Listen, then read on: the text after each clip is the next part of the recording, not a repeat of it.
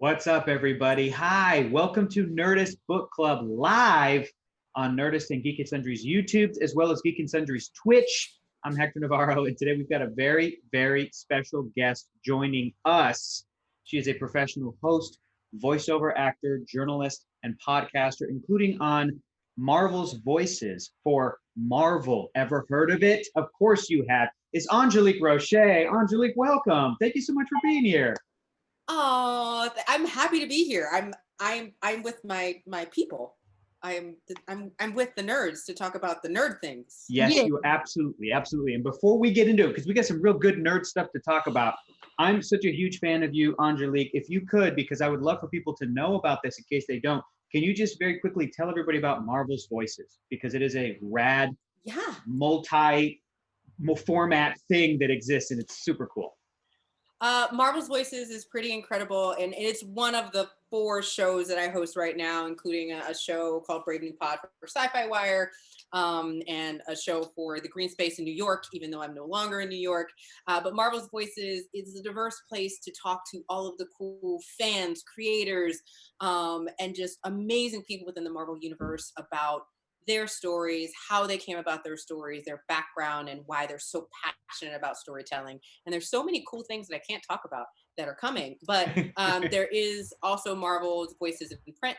And so we are coming out with some really cool stuff coming through. And so, yeah, so you can check out the podcast wherever you listen to, podcasts. Well, please do that. Thank you again for being on the show. Like I said, I'm Hector Navarro, and my normal 2 wonderful co-hosts who are here every week with me are Nerdist Editor-in-Chief Rachel Heine and Geekbomb's own Maude Garrett. Hi, everybody. Hi, everybody. Hi. Hi, Dr. Nick. Sorry, you said it. This is going to be a good episode because we have an amazing guest, and we also have some amazing stuff to talk about. Thank you all for at home right now for watching us and for joining our live book club. We always discuss new and favorite books with us in real time, and we love to do it. So a huge thank you to everybody watching right now at home via the internet. It means a lot to us, so thank you. Angelique, first question. Your favorite Marvel character, Monica Rambeau, is that correct? Oh, someone did their research. A little bit. I said I was a fan. Okay, cool.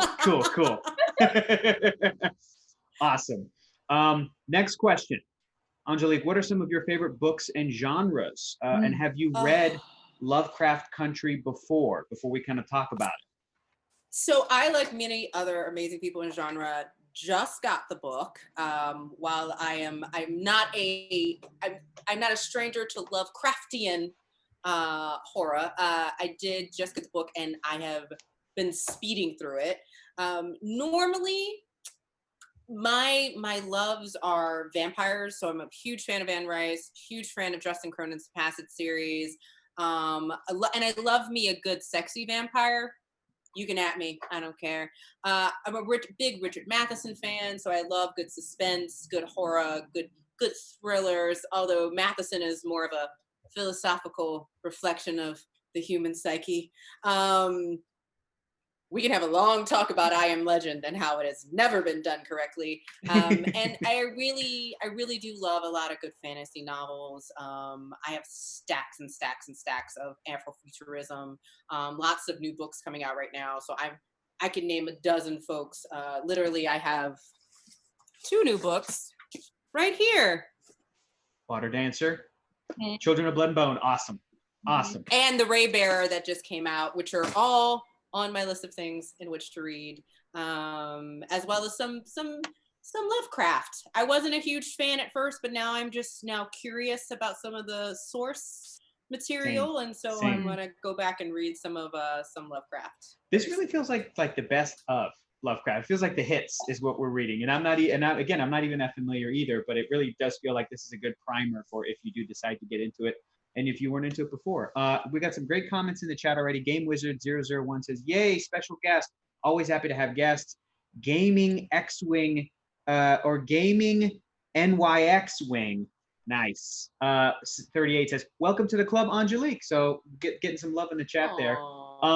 We have a ton to talk about. I feel like we can kind of gloss over the Hold on, I got a question for chat real quick. Did everyone watch episode 2? I have 7 minutes to go and I'm itching. But is everyone watching the show? Like, is everyone up to date with the show? Did we watch episode 2? How are we feeling about that? The differences, the good chat. Let's chat about that. Cool. Okay. Back to you, Hector. I think that Journey Smollett said it quite appropriately on Twitter. Misha gives no F's. She is gonna ruin your favorite characters. No one is safe. Everything you thought was gonna happen, you don't know. I don't know anymore. Yep. And I'm reading the book. Yeah, they're making some really interesting changes. I also want to say, Angelique, you named like all the genres that we individually all love. Like I'm a big fantasy. Horror, thriller, vampire, suspense. Hector, obviously, our comic book guru, and Maude, fantasy. So hang on, Maude, are you drinking some bad wine? What was that face? Well, I said it was a Moscato, and I know that there's a dessert one and it's sweet, but like it just sugar-coated my face for a moment there, guys. Okay. But it will get better with every sip. That's what wine usually does. That's true. It does. I'm already sweet enough that I couldn't even say it. Well, do you guys want to start with a comparison between the show and the book? Because we have a very interesting, Angelique, in case you don't know, we have a little bit of a split party between the three of us normally. We have folks who are hardcore, read the book before the adaptation, before watching the adaptation. And I'm on the side of watch the adaptation before reading the book, which I know is the minority. I know that it's oftentimes not the popular stance to take. So they tricked me into reading this book and getting ahead of the show. It wasn't on purpose. I will say sometimes I do watch the not if I've already read the book. Yeah. You don't go back for a refresher? I can't make a decision about that, I guess. Right. What Jurassic Park ruined me. Predict. It's hard. Jurassic Park ruined me. Yeah. It's really hard, but I also think, and this might be, so I have this fun thing called aphantasia where I can't really visualize in my mind's eye.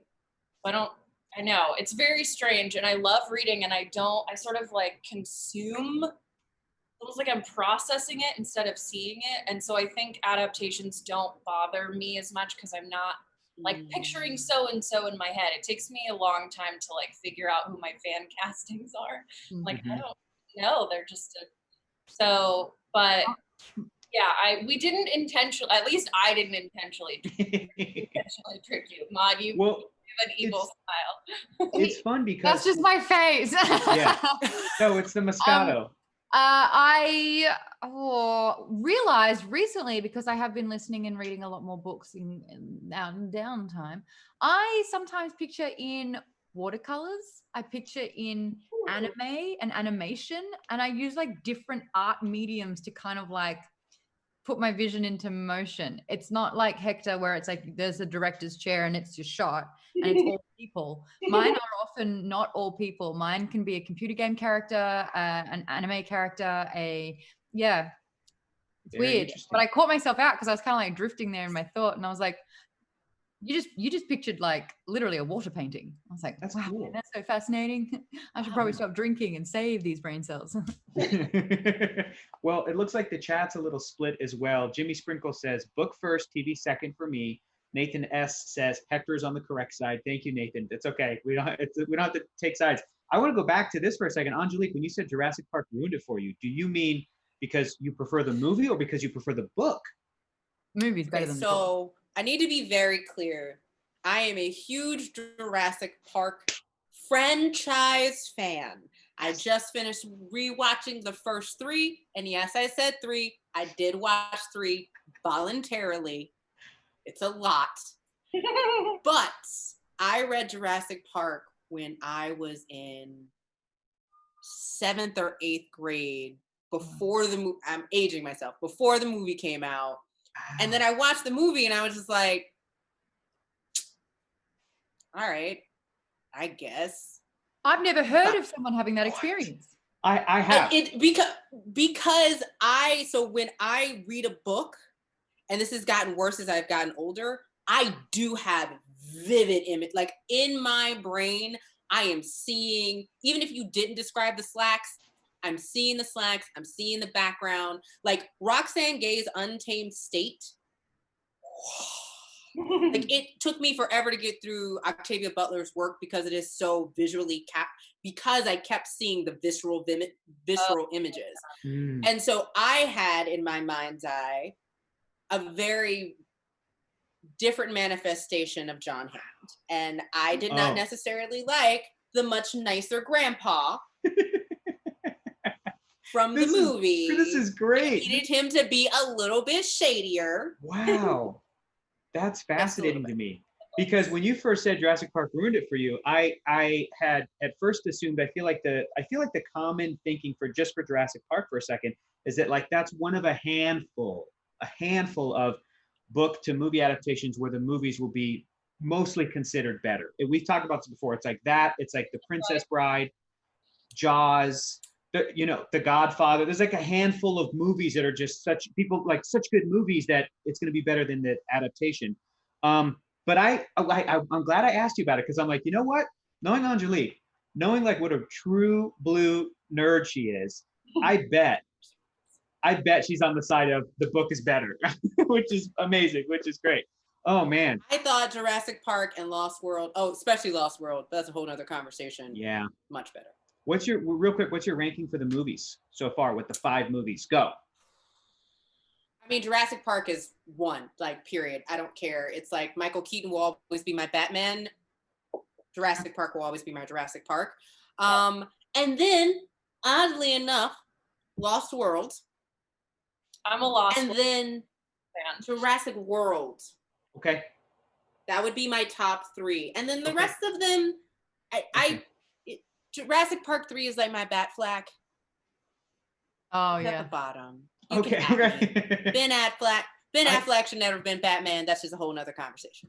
I like to with that theory and going with your analogy, which movie is George Clooney's plastic nipples? Ooh, that would be. My brain is blanking on the one that came out after Jurassic World. Fallen Kingdom. Yes. Fallen Kingdom. That would be the plastic nipples. Makes sense. Because like you're gonna go back for just because of your friend dinosaur blue. Like really? That's why we're going back? Blue? And then we're gonna have an auction? An auction? Bad dinosaurs on the I was Sorry, I know, Rachel. I know it's I bad. was so upset. Thinking about it.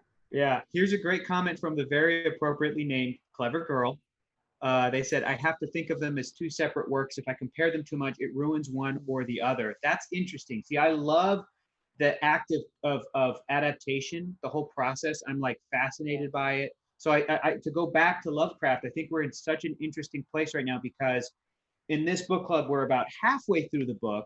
There's only 2 episodes out for the show. So we're ahead of the episodes we're ahead of the season for a little bit. And I think that anytime I'm watching, I did the great thing of I waited to start reading the book until watching the first episode. So I had no idea. And these 2 amazing readers definitely started reading and then, caught up with the HBO show. So I watched the first episode and had that fill my brain. What an amazing first episode. And then that's kind of informed how I've been visualizing the rest of the story. But I can't help when I watch the first 2 episodes or the second episode and going forward, that I'm absolutely thinking about why they made certain changes, for story reasons, for the fact that it's 2 different mediums altogether. Like, I know we were talking about this before we started rolling, but like some of the lines of dialogue and some of the moments that are said by some characters are kind of reworked to then be put into a conversation between 2 separate characters, but like it's still there. And I just think it's very, very interesting. So I would love to just get everybody's take on so far how they're enjoying the differences. Do you have a preference right now for the show or the book? Just what are your overall thoughts right now? Angelique? I would say I think it's interesting. Like, I think I like that they're 2 very different works. one of my things that I really love about the work that I get to do is that you get to see the origin, like the origin source material. Mhm. Like, for instance, we were talking about I Am Legend, like it was written by Richard Matheson, but there's been 3 different, very different adaptations of that source material. I think I've got to give a lot of credit to Monkey Paw and Misha and the entire cast for like really capturing the spirit of the book.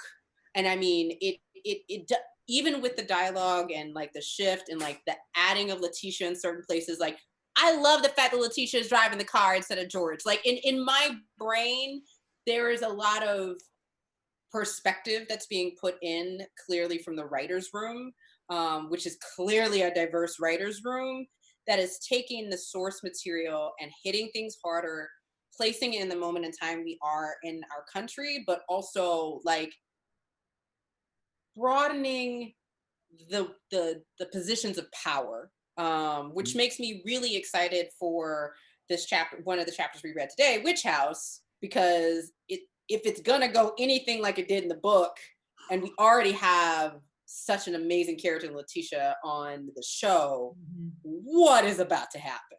Yep. Right? So I have to separate them, right?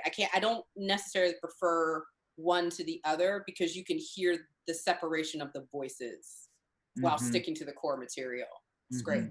Well said. Antonio Vargas says, Letitia is my favorite character. And I believe her full name is Letitia fucking Lewis. So we just have to make sure we get it right every time we write it in the chat. Well, here's the thing. You may get timed out. Sorry.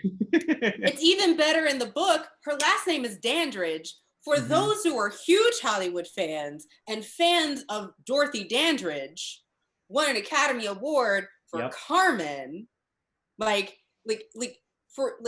For that name to be used, there's so much symbolism in the book. Anyway, so either way, it's Letitia fucking Lewis or Dandridge, and both of them are appropriate. There we go. Rachel, what are you thinking right now between book and show? How are you feeling? I love both, and I totally agree. I think that the spirit and the dread that you feel throughout us from mostly just America and these racist cops and cultists and neighbors and white people, and you feel that dread, but you also feel this sort of, I love a good mystery. I love solving a puzzle. And the further we get into the book, the more I'm trying to connect the dots between the Winthrops and the Braithwaites and all of these, you know, kind of not just Lovecraftian, but very pulpy sci-fi, you know, even like the booby traps and things like that, where you have to figure out all of these different pieces together. I love that. I'm really enjoying the show. And I knew that they made changes in the first episode, but the last episode I thought was so well adapted that they gave much more for Uncle George to do, for Courtney B. Vance, because just that whole episode, I was like, give him an Emmy for just this one, done, the end. I have 7 minutes to go, and some people haven't seen it. I'm just saying. Courtney B. Vance needs an Emmy. I agree. Yeah, that's all. This episode is amazing, and also the way that they played around with magic, the visualizations of the magic and the wizard sort of deal going on, and the memory changes. And I liked that because of the control. It was another way that they were being controlled. Yeah. It sort of lends Atticus to it doesn't seem as easy. I feel like in the book, not that it's easy, but that we were saying that the pacing was interesting because we didn't realize when we started it that there are these sort of vignettes of moments. I want to talk about that for a second too, because after the second episode of Lovecraft aired, a lot of people I saw online talking about how the first episode felt like the first episode of Lost, and then episode 2 felt like the penultimate episode of Lost. Like it just went to the craziest, zaniest cult. Like it went to a place where I think a lot of TV viewers have been, myself included, to be conditioned to be like, wait, that's the finale. What's happening here? Not knowing, you know, what the rest of the book and the rest of the season and the rest of the story is going to deliver. So yeah, Rachel.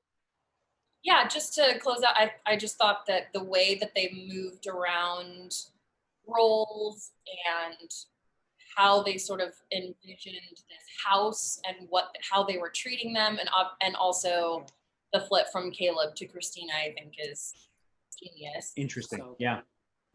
so good. Maude. I agree. About just people who are oppressed still oppressing others, and not having that mentality that you are doing exactly what you're experiencing. And I'm just, after reading this section too, I'm really interested to see what they do with the Winthrop House and Christina and the Museum of Natural History and that whole situation. Again, without spoiling what happened in the last episode, things have changed in the show that I'm very interested to see what the dynamic Yeah. So Maude, you've been saying, I misunderstood, you've been saying you have 7 minutes left to watch of episode 2. That's it. I've only got the last 7 minutes. Like, and at the moment, it's like, you know, That is a very important 7 minutes. Yeah. Yep. Thanks, guys. Wes is saying in the chat, hopefully Maude finishes the last 7 minutes before the after show. I think I may have to. We may have to finish this show 7 minutes early just so that Maude can immediately hit play and watch it. That would be really lovely. And then do the after show. Okay, so we're shooting for 5:53 is what we'll shoot for. All right, thanks, guys. That's teamwork right there. There are 2 specific moments that we've covered in the book that have appeared in episode 1 and 2 so far. Yeah. So I won't say it too spoilery, but I'm always going to prefer the book because there is a lot more exposition. You are understanding the characters more. It's like you understand their expressions, and there's just so much more material to be able to understand.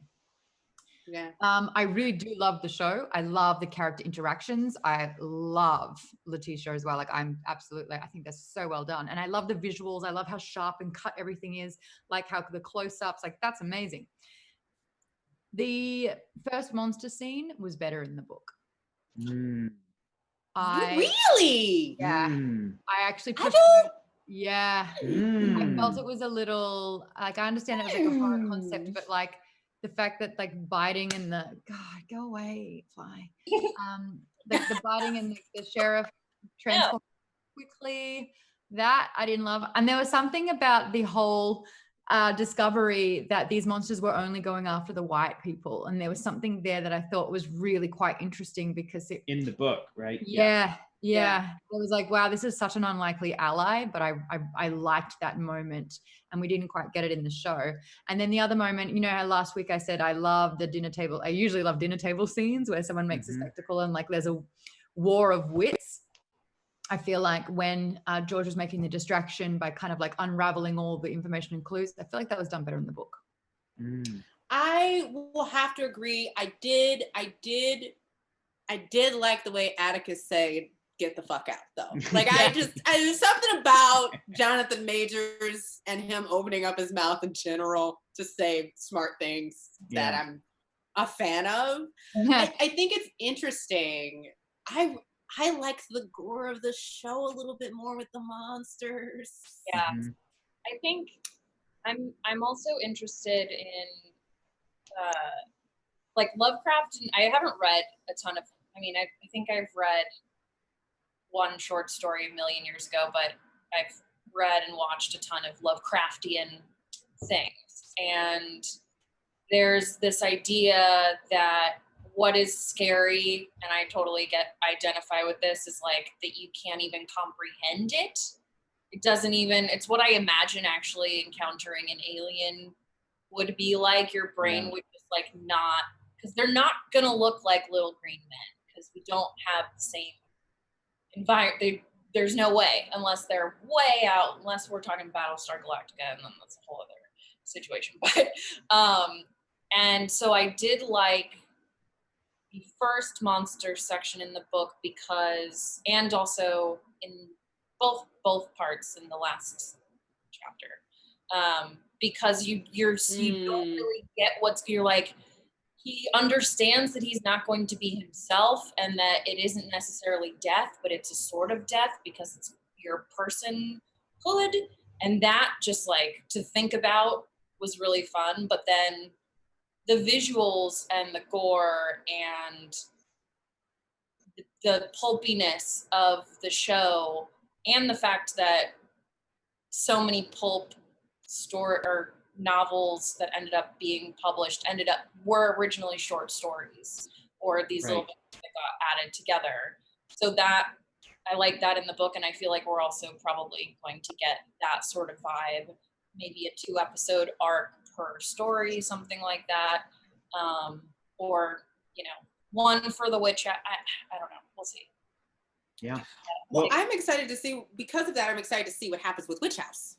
Yes. Yeah, me too. And the preview looked really great, but let's dig into this section, because Let's do it. This is a highlight section. Miss Necromancer says, the Witch House has been my favorite part so far. It was so good. Chaotic Looney says, I'm a book person because when I read, it makes a movie in my mind. Nobody has yet made a movie as good as my mind does from a book. I totally get that, Chaotic Looney, but again, my stance has always been, I have a terrible imagination, and Steven Spielberg can outdo this oftentimes. That's my take right there, is that you give it to the right people, and I'm like, that's way better than what I thought of in my brain. WJ Baggins says, does anyone else get a classic pulp heroine vibe from Letitia, like a swashbuckling archetype, or is it just me? Which I think is very, very interesting. Great question, great comment. Let's talk about Witch House. This second chapter is Dreams of the Witch House. Just a little summary. They're back in Chicago. And it was weird the way that the book sort of glossed it. Like the TV shows, I'm sure going to do the same thing, where it's just like, well, we went through this incredible thing, but whatever, we're back to normal. Which is like, wait a minute, you guys just went through, this is now, I mean, processing trauma is different for everyone. Exactly. So Letitia receives an anonymous check from someone who owed an old gambling debt to her father. She and her sister Ruby, who we have seen in the show up to this point, but I don't think we've seen in the book yet, decide to buy a supposedly haunted house in a white neighborhood, and Letitia hires Atticus as a handyman in exchange for room and board. So here is another example of Jim Crow laws in housing in the United States. This was very, very common.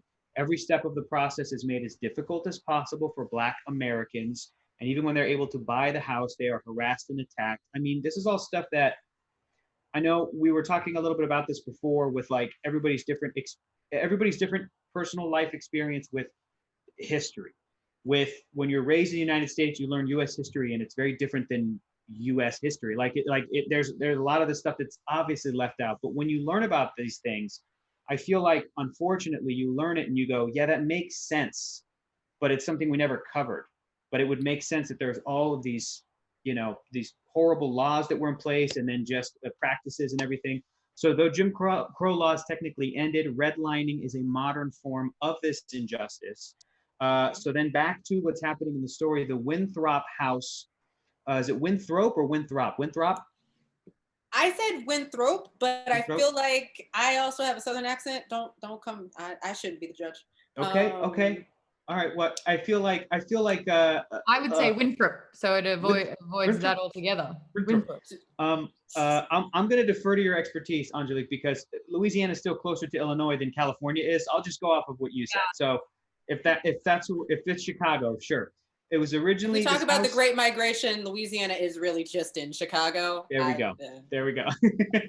The Winthrop house was originally built by Hiram Winthrop, who lived there with his son. In the house, there's a handcrafted model solar system, which Letitia gives to Horus. One of the changes between the show and the book is that Horus is the son, versus in the show we have a daughter. Her name's Diana. In the show, Diana. Yes. And Horus, isn't Horus the Egyptian sun god? Yeah. Yep. Oh, very cool. Oh, there's so much integration of raw. like biblical work and Egyptian. That's awesome. Yeah, it's dope. Like Seth's brother, I don't know. He's an Egyptian god. I don't remember, but yeah, Diana is Hippolyta's or Hippolyta. Hippolyta. Is Hippolyta or Hippolyta? I think either. I feel like they say Hippolyta in the show. No, they say Hippolyta. I just saw it. They say Hippolyta. Okay. They do say but Hippolyta. Also, sounds like someone who keeps a lighter at their hip. Hippolyta. That took me too long, but that just reminds me of in Santa Barbara where they call all of these Spanish names like Camino Pescadero, and it's like that's not. Yeah. So I feel like yeah. Whatever the language, accent, etc., the language evolves. That's why it's so fascinating. It is the most ironic thing if there are racist people in California who say we speak English here, because you just have to go, what state are you in, man?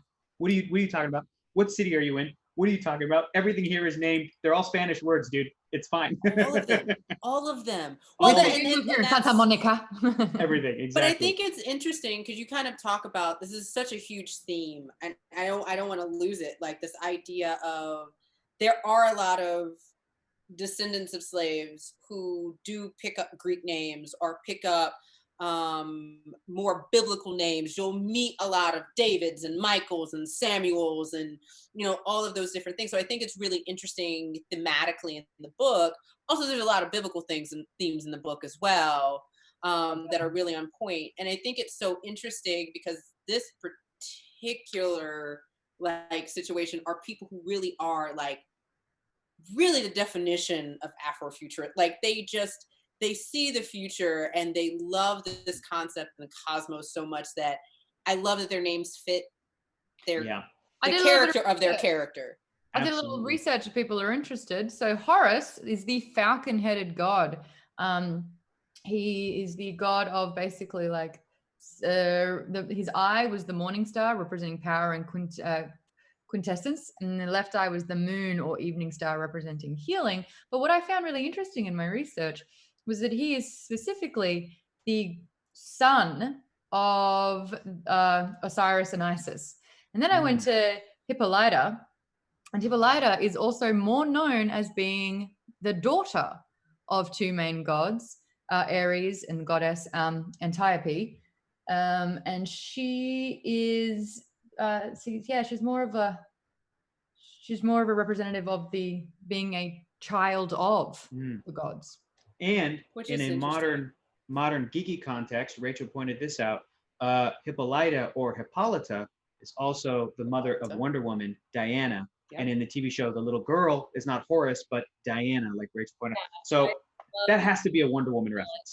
I had to call that out, especially well done. Given her comics as well. And in the chat, NY X-Wing 38 says a lot of people also think of Jim Crow as a Southern only thing, but the show highlights it happens. Yeah. West. And the interesting thing, I actually did some study in law school on the urban layouts of Chicago, and it's very interesting if folks study Chicago and Detroit, particularly in the late 40s and 50s during the Great Migration, and how that developed into a lot of the housing stuff they're dealing with still right now. Wow. The Black tax is really, really real, right? Like they talk about this in the book, this idea, like, for instance, my grandfather couldn't get a loan my grandfather, who was a carpenter, who built houses, couldn't get a loan to get a house. And so he had to raise all of his money to buy the property and then build the house himself. And so you're talking about a lot of times these banks just would not lend, particularly not just if you were Black, but you were a Black woman. And so you'd get into these usury situations, which now manifest just like, your cash checking places, that it hasn't ended, right? And it's very interesting seeing this dynamic, how they develop Letitia, particularly in the book, on being such a strong character and being so unmovable, because she did, and they reference it in the book, it's what's called pioneering, where you move into these neighborhoods. And what he doesn't reference in the book, which I think is interesting, he doesn't specifically call it white flight, but white flight is one of the reasons why suburbs became such a big deal, because folks moved out of the inner city. And so it was very interesting seeing how this develops in tandem with this very weird ghost story that we don't realize is at first connected to everything else. Yeah, it was fascinating to read this section.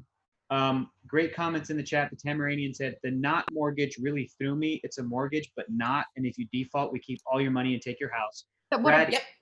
Go It's a ahead. contract. It's not a mortgage. Yeah. It is what a mortgage is an agreement that's got terms that allows for allowances here and there that has a certain percentage on it. What a contract is, unless you fulfill everything in this contract, then you own nothing, right? And a lot. This happens so much, and I hate to say it really is akin to being a shark. It's very akin to, oh, you got money from the mafia? Yeah, you got money from the mafia. Like, and a lot of times, like, and we won't go into it, but that you had artists back in the day from like Black artists back in the day had to do the same thing to get the money to print their own records, because you weren't walking into, and in some cases there were Black banks. We you know, Tulsa is also mentioned in this book. There were places where there was accumulation, that Black communities held money. It still happens today. Like Baltimore actually had its own currency for a minute.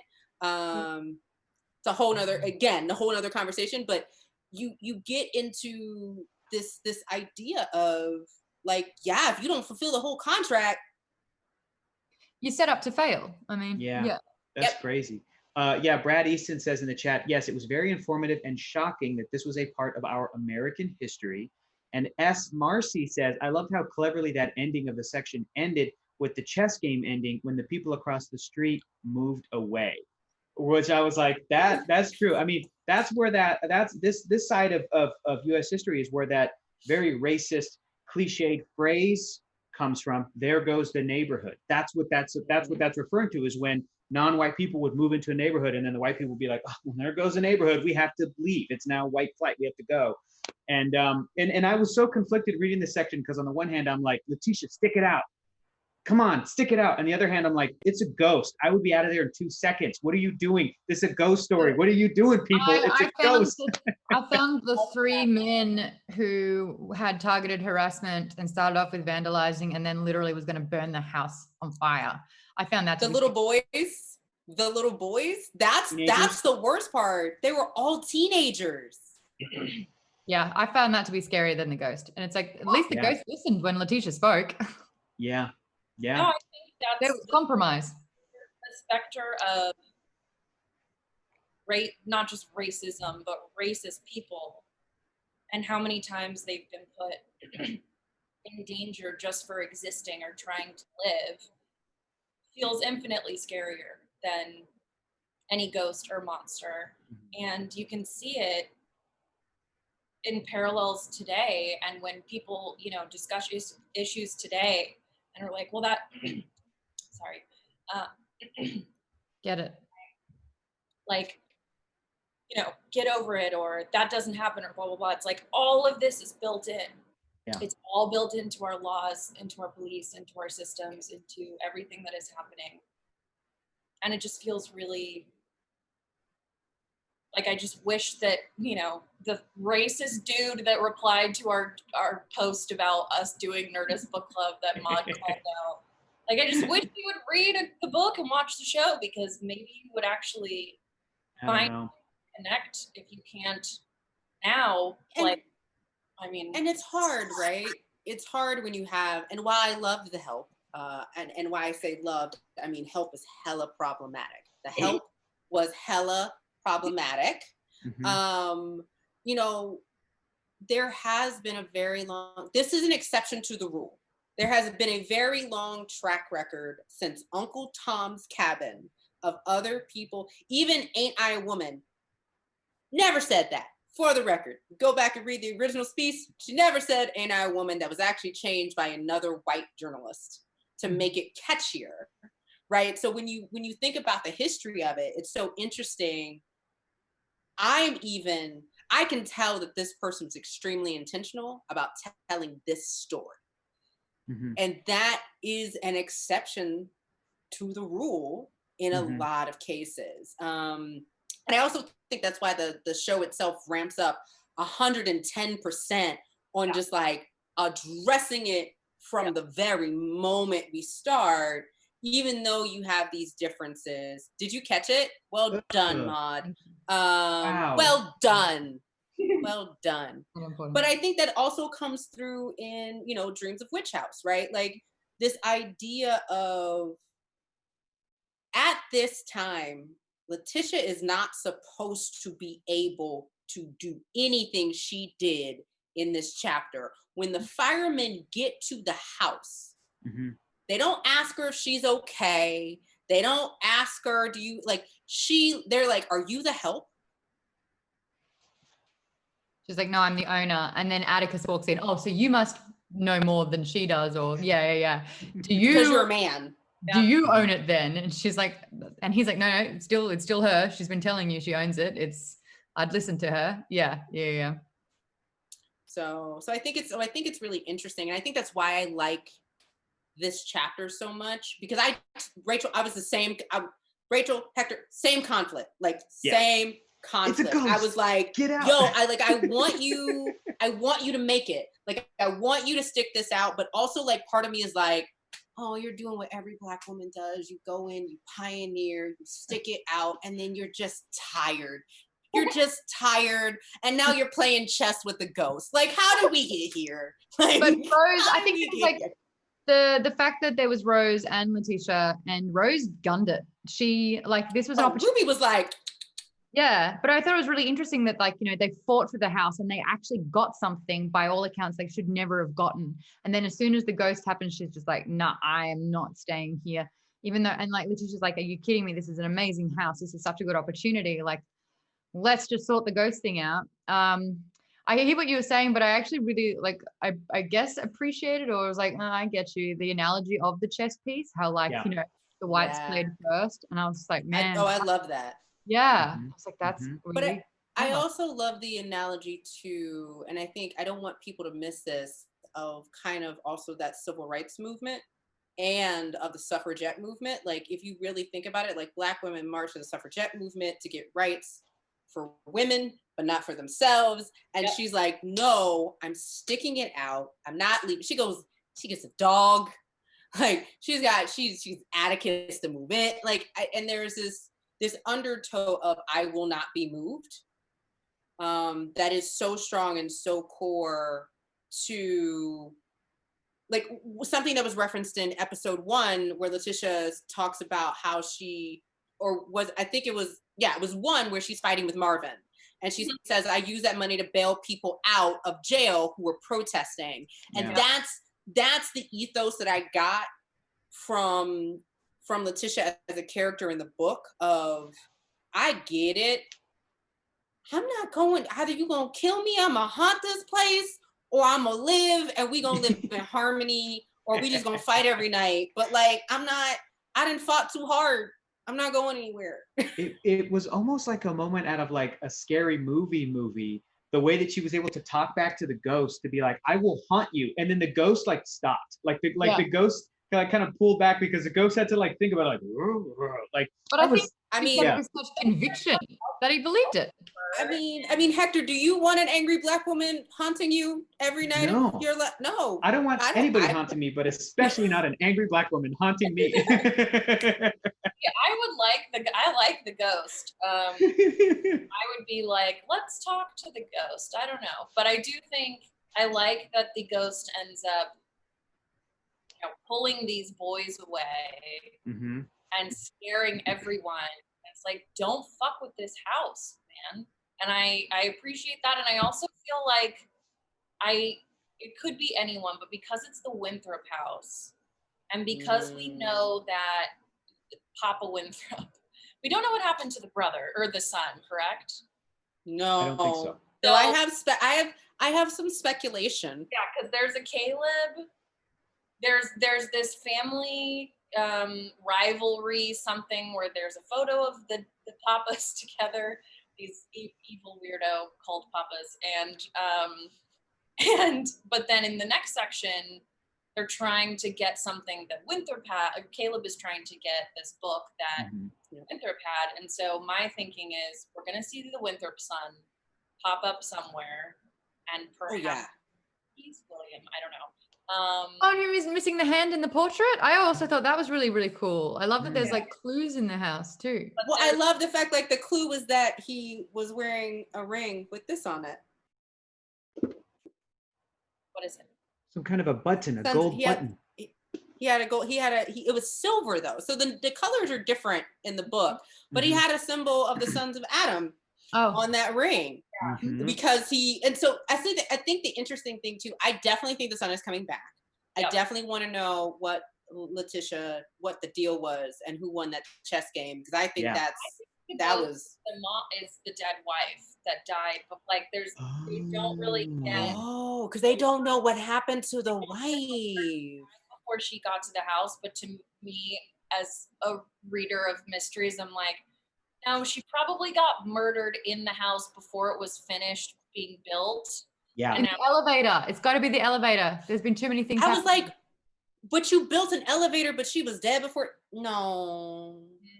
So I think that he murdered her or his experiments caused her to die or something. But I feel like she's caught up in it, especially because the Adamites don't welcome women. There's no women. That's playing in Right. well. Yeah. So I feel like Garrett to me, I thought was a lady, because I was like, lady meets lady, and you're like, okay, all right. I like this theory.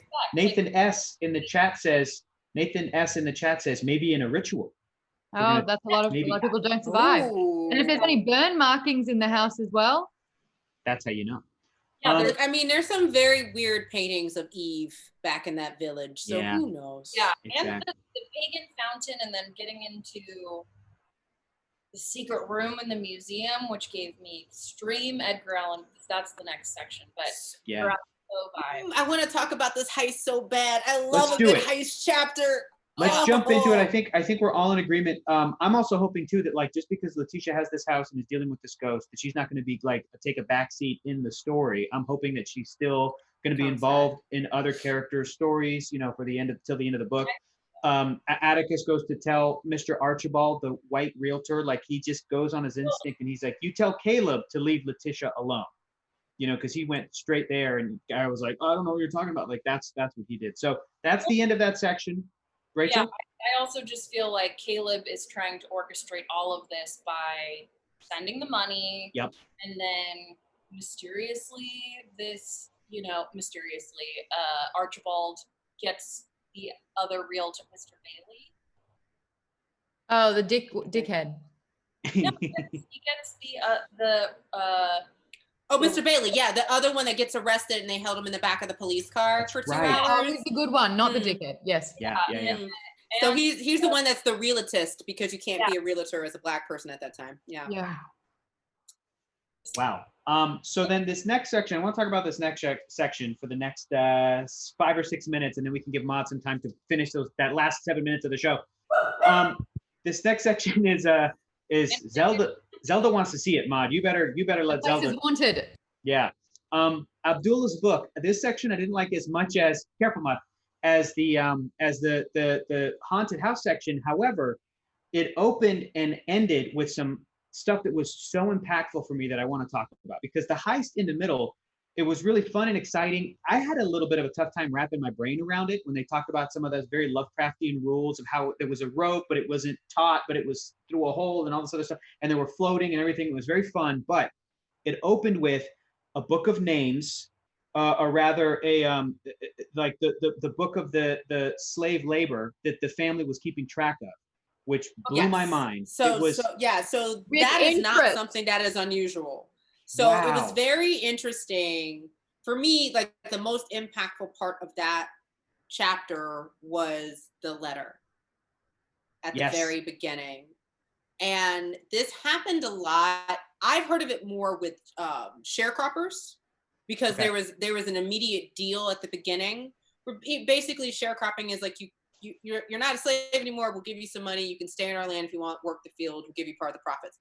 A lot of people never saw those profits, or they're like, well, we charged you rent, we charged you food, we gave you clothes, we had this dentist. So even in that understanding of, for the dentist appointment, for this, for rent, and it was so interesting. I was like, oh wow, this is a new aspect that I don't think people really care about.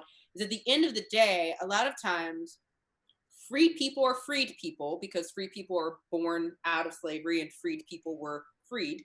Where they just pay me my due and I'll leave, and I'll leave you be, and I don't need anything else, but pay me what my due is.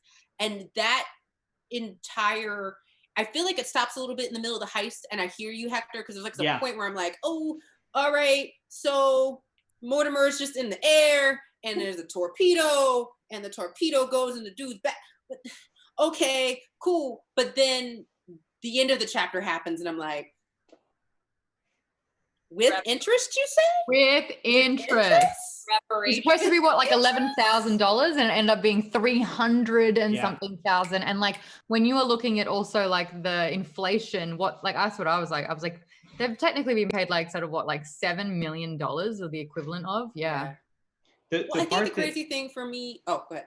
Just the part that got me was the last sentence of this section, right? 300,000. He said $300,000. Son of a bitch, said Montrose. Like that right there made me understand that this is full-on manipulation from Caleb. This is not the way things should be. This is a horrible thing for Caleb to do, to provide these reparations in this context, in this way, and yet it's $300,000. Again, I'm conflicted. Like the ghost thing, I'm like, get out of the ghost house, but also stay there.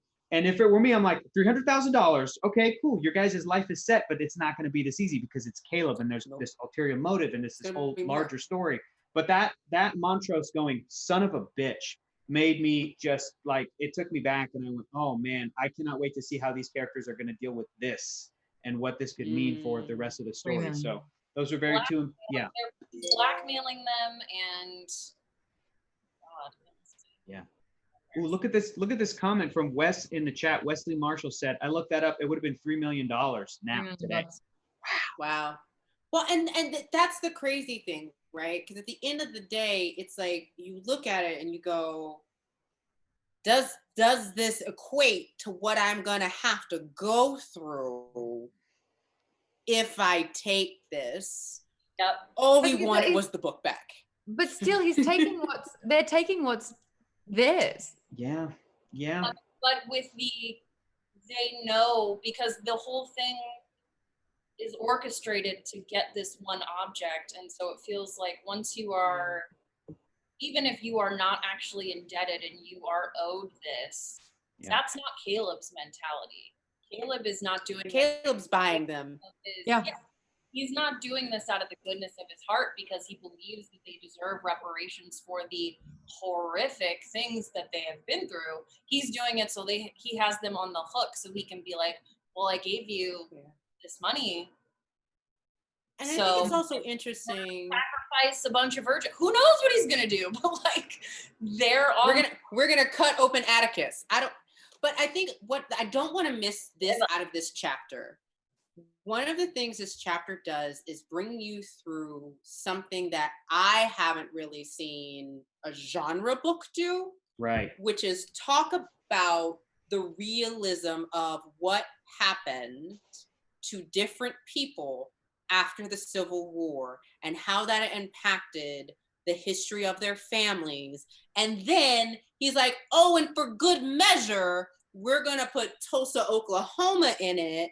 And then talk about how this family's heritage and history has made it through the swamps of the South, has made it through being born into slavery, has made it through moving out to the West Coast, coming back, going to Tulsa, going through the Tulsa Massacre, and why that has impacted their personalities like that being part of character development.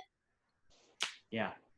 It's fantastic. Sorry. Really quickly in the comments, Miss Necromancer says, I love Angelique so much. She's so cool and dropping wisdom and pretty. And then Clever Girl says, Angelique is awesome. I love her comments. In saying that, great to announce that Angelique is going to be joining us for the Geekbomb after show as well. We have so much more to talk about. We barely kind of touched on the Freemasons side of the second story. Yeah. I feel like behind the scenes, we should talk about the breakdown of chapters and also how we get Angelique back. Well, here's everybody's homework for next week. Your homework is going to be to read the next two sections of the book, Jekyll and Hyde Park and The Narrow House. So stop at the section called Horus and the Devil Doll. Oh man, it's going to get so creepy. You can watch our previous episodes. And I was like, Oh, okay. Calm down, Rachel. You guys can watch previous episodes of our show on Nerdist and Geeky Century's YouTube or Geeky Century's Twitch. Make sure that you like and subscribe.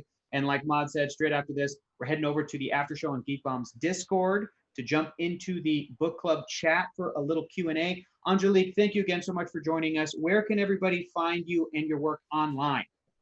Awesome. Well, you can find, and thank you for having me. I'm sorry I talk so much. I love this book so much. Oh, it's so good.